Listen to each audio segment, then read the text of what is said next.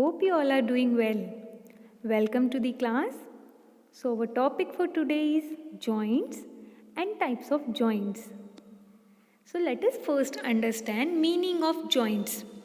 So we already know that bones are hard, rigid and they are not flexible.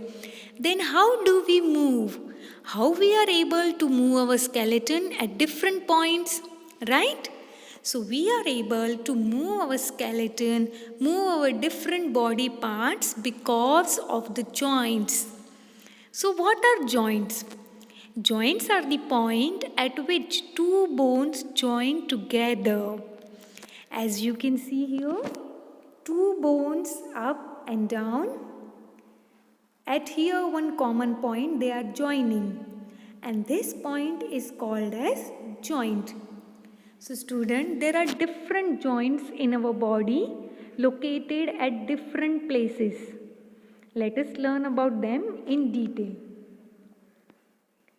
So all the joints in our body are not movable. Some joints in our body are immovable, like the one in the skull.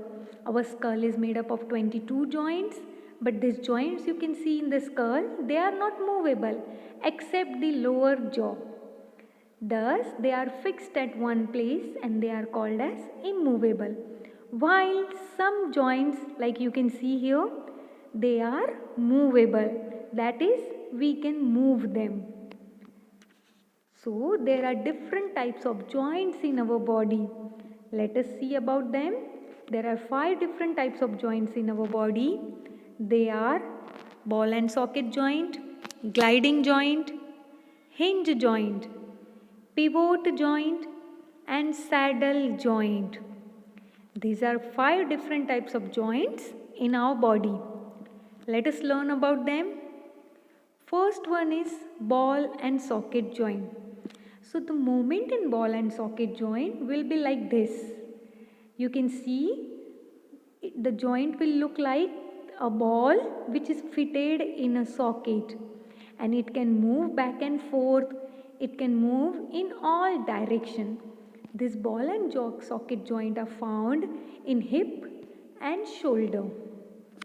And this joint allows maximum movement in our body. So we can say that this ball and socket joint has the maximum moments. Like you can see here, this joint in the hip, this is ball and socket joint. As well as here you can see this, our shoulder joint, this is also a ball and socket joint. They can move maximum, that's why we can swing our arm round in all directions, right? Now next type of joint is gliding joint.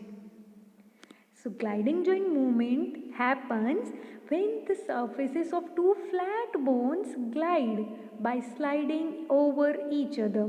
Like you can see here how the two flat surfaces are sliding over. So this gliding joint are found in the wrist and in the ankles.